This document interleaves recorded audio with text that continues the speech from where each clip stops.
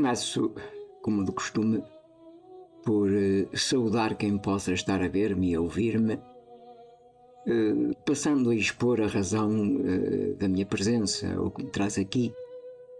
E o que me traz aqui é um conjunto de reflexões que espero ver impressas em formato de ensaio, ensaio que é constituído por raciocínios sobre temas que são de grande atualidade, ou seja, sobre o racismo, a xenofobia e a homofobia.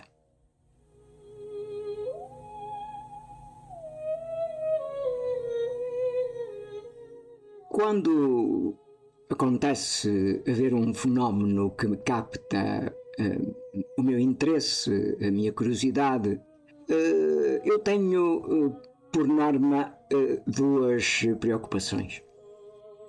A primeira, procurar a razão do fenómeno. Porque é que ele acontece? Qual é a fonte? Qual é o étimo? Qual é o argumento? Depois, a segunda preocupação é, diria, na sequência lógica, a de procurar prever quais os hipotéticos efeitos ou as hipotéticas consequências. Para isso, eu procuro, inevitavelmente ou invariavelmente, socorrer-me da moderação dos chamados princípios da existência. E dos princípios da existência, porque eles são de facto os princípios, o princípio de tudo. Porque é através dos princípios da existência que a vida estabelece os seus trâmites e modela ou sugere, não impõe, mas sugere os mais adequados modelos de comportamento. E aqui eu digo sugere e não impõe, porque é sabido de toda a gente que desfrutamos daquilo que consideramos ser o livre-arbítrio.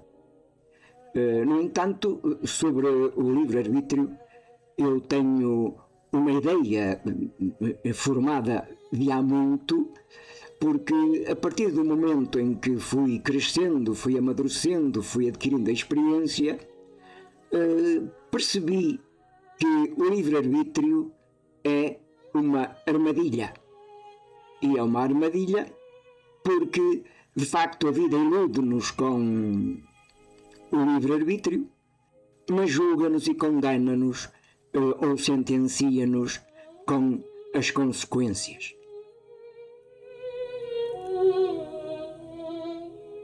O que me levou a debruçar-me sobre estes temas, a tentar, de algum modo, explicá-los primeiro a mim mesmo, tentando perceber a razoabilidade, a sensatez, a coerência da sua raiz, foi e continua a ser, a ligeireza e mesmo a leviandade de pessoas cujo estatuto lhes permite sentirem-se acima de quaisquer suspeitas, e neste âmbito encontram-se jornalistas, comentadores, políticos, dirigentes e que, portanto, entendem que as suas opiniões, os seus julgamentos, as suas sentenças devem ser reverenciadas pela plebe. Sempre que procuro saber alguma coisa sobre a natureza da espécie humana, entender alguns dos meandros do seu comportamento, a minha preocupação é, sobretudo, ver, auscultar o comportamento das outras espécies, dos outros animais que vivem longe do controle humano, que estão suficientemente distantes daquilo que são os humores do ser humano. E o que eu percebo é que eles têm apenas 3 razões para as lutas que travam. pela sobrevivência, pelo território e pela defesa da matriz genética. A humanidade trava as duas primeiras, a da sobrevivência e a do território, no fundo, da posse. A da defesa da matriz genética é negligenciada. E por ser negligenciada, temos um dos problemas, não direi que seja a fonte de todos os outros, mas tem seguramente influência significativa no modo como se vive, é o multiculturalismo devido à miscigenação. Miscigenação que, por sua vez, levou ao multiculturalismo genético, ou seja, o multiculturalismo populacional levou ao multiculturalismo genético, que, por sua vez ainda, é a razão, é a raiz de todos os males congénitos, sejam eles doenças ou malformações.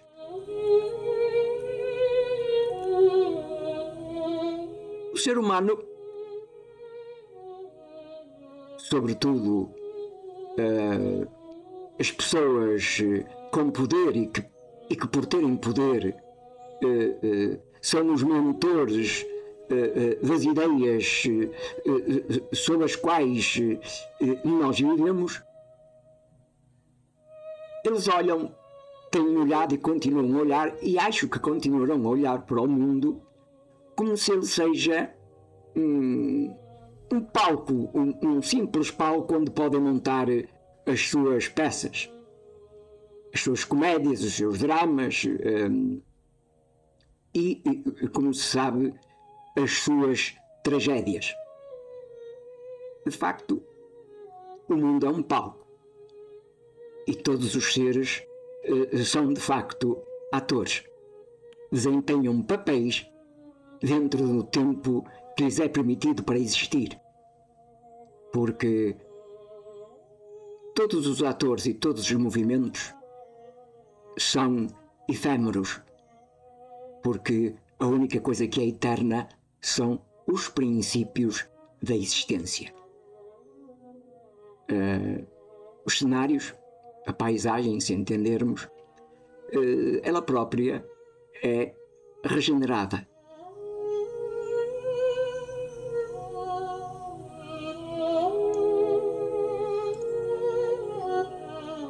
Quando falamos ou ouvimos falar das chamadas espécies autóctones, a referência é feita a animais e plantas que são próprias de determinados espaços, de determinadas regiões. Ou seja, entre esses seres e esses espaços há a relação equilibrada, ou seja, na correspondência daquilo que a vida estabelece como a mais harmoniosa relação, que é entre ser e contexto. E entre esses seres e entre esses espaços há as trocas de que uns e outros carecem. Eles dão e recebem aquilo de que necessitam para a sobrevivência e para o equilíbrio, a harmonia, quer dos seres, quer dos espaços.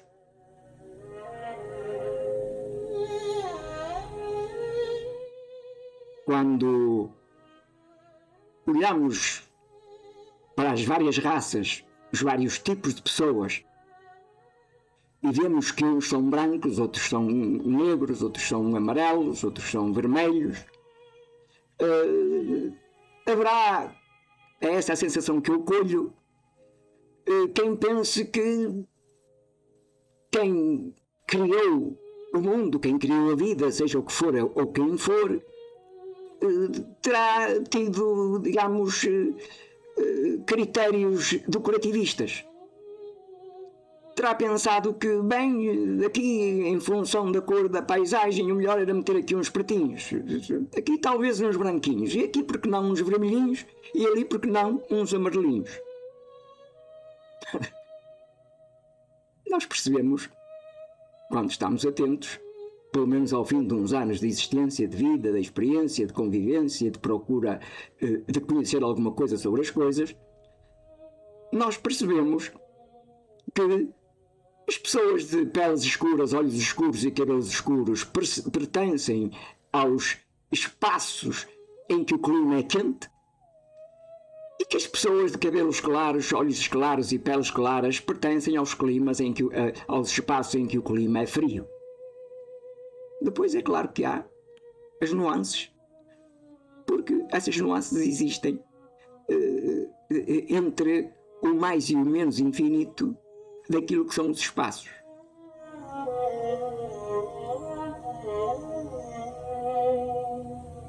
As pessoas que têm as suas origens, as suas raízes num determinado espaço, por mais que elas viajem, por mais que elas mudem para outros quadrantes,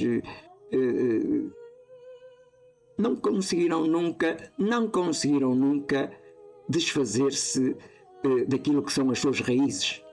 Não conseguiram nunca calar aquilo que é a voz das suas raízes. E é por isso que nas sociedades em que o grau de miscigenação é elevado, é muito difícil conseguir-se a harmonização das diferenças, porque as raízes não perdem a voz. As raízes têm desejos e vontades próprias, têm a natureza própria, têm a ligação própria, adequada aos espaços onde estão, digamos, enraizadas e profundamente enraizadas.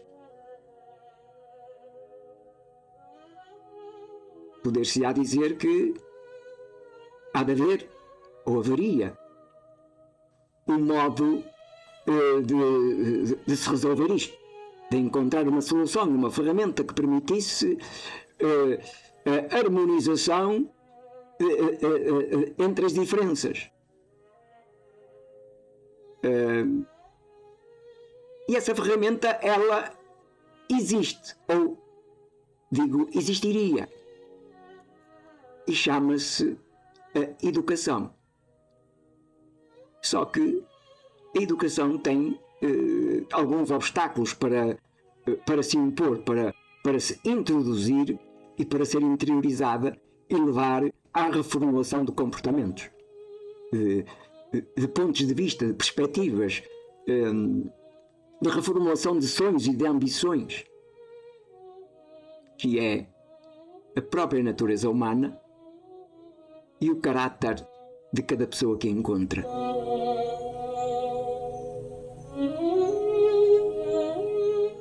O período que a humanidade atravessa, ele não é de facto favorável, porque o mundo está a ser governado, o mundo na generalidade, ele está a ser governado por aquilo que eu considero a mistura de imaturidade e de perversão. Quando queremos ou pretendemos escolher exemplos que deveriam vir de cima, nós percebemos que esses exemplos escasseiam ou nem existem, porque a preocupação política ou dos políticos na generalidade é a preocupação de chegar ao pote, é a preocupação de salvaguardar o seu futuro, de poder viver até o seu presente com o conforto que escapa à maioria dos cidadãos. A natureza humana não permite grandes sonhos de cultura, de educação, porque assiste-se ainda por cima à excessiva densidade populacional que acaba por impor concorrência e competitividade desmedidas, com as pessoas a terem que deitar mão a tudo que seja possível para sobreviver primeiro e para ter alguma coisa minimamente de seu. E minimamente de seu, um teto, uma cama e alguma coisa que possa servir de alimento com regularidade.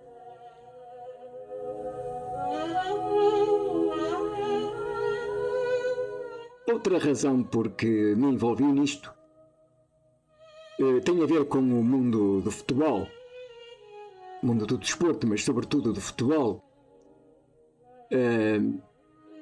A partir do momento em que os responsáveis da área, e não só, coadjuvados por jornalistas, comentadores, políticos, etc.,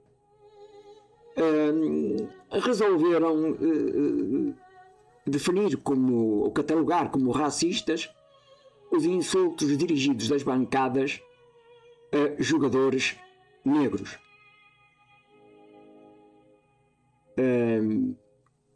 Ora, assim que eu comecei a pensar no assunto, procurei estar atento no sentido de ver até que ponto encontraria equipas de topo, equipas de primeiro escalão, que não tivessem jogadores negros. Não há, não conheço nenhuma equipa de topo, estou a falar no plano europeu, que não tenha jogadores negros. Ora, se todas as equipas têm jogadores negros, por que raio é que o indivíduo que insulta a partir da bancada o jogador negro da equipa adversária, porque é que esse insulto há de ser um insulto de caráter racista? Depois passei a procurar outra perspectiva. Passei a ver qual o comportamento desse tipo de adeptos, ou desse tipo de sócios, desse tipo de simpatizantes, no período que é o período destinado às contratações. Procurei saber se havia por parte dessa gente, desses insultuantes, deixo aqui o neologismo, se da parte desses insultuantes algum deles, ou mesmo em massa, se teria revelado contra a contratação de jogadores negros por parte da administração dos clubes a que são afetos. Não vi até agora notícia. Na medida em que os adeptos, ou essencialmente aquela massa de fanáticos, interessa-lhes sobretudo que a sua equipa ganhe. Não interessa o modo, interessa-lhes que a equipa ganhe. Portanto, quando olhamos para os insultos, facilmente percebemos que os insultos não são de caráter racista. Eles são armas utilizadas por gente instável que procura com esse insulto atingir o que pensa ser o ponto fraco do objeto do seu insulto.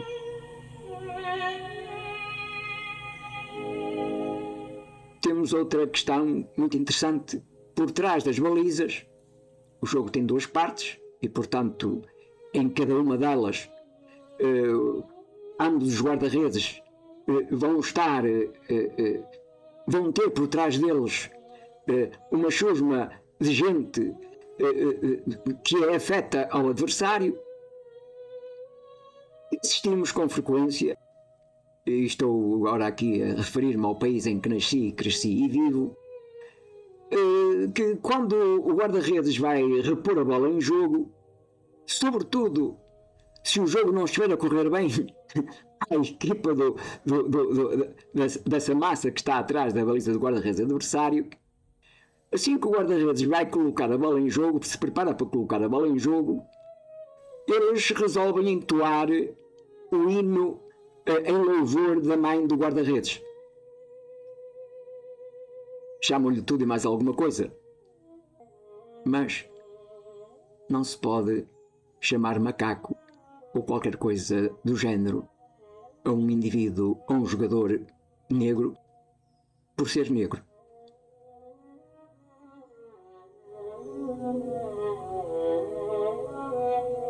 Depois temos as questiúnculas no próprio terreno de jogo. As questiúnculas entre os jogadores adversários. E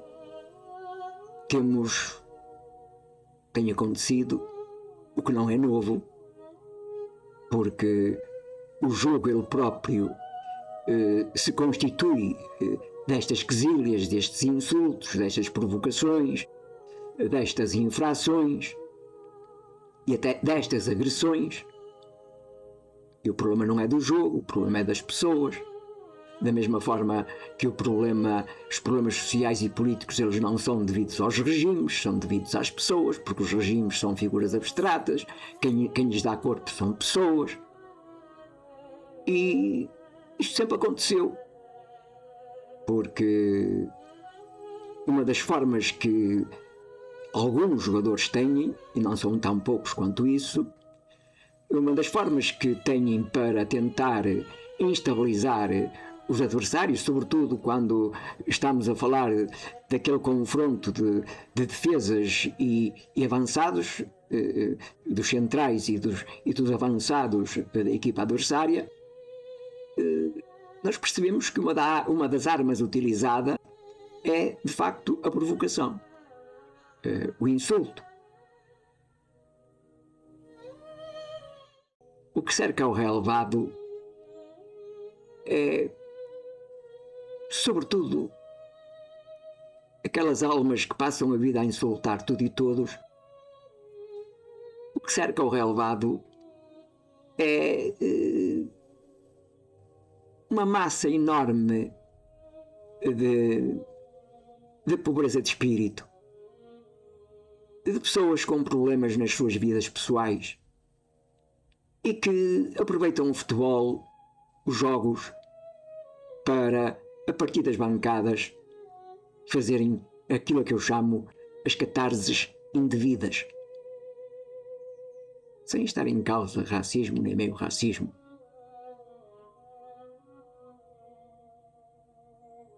Condeno as pessoas pelos insultos. Não faz sentido.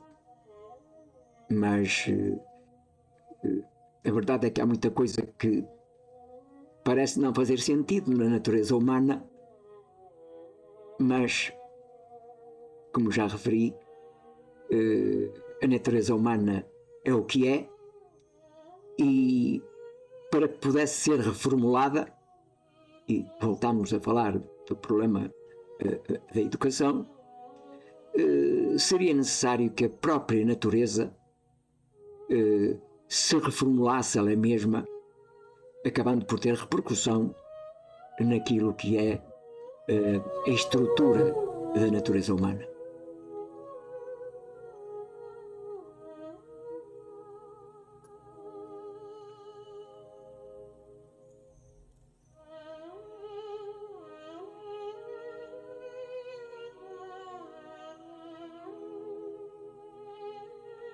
Volto a referir as afinidades e as incompatibilidades.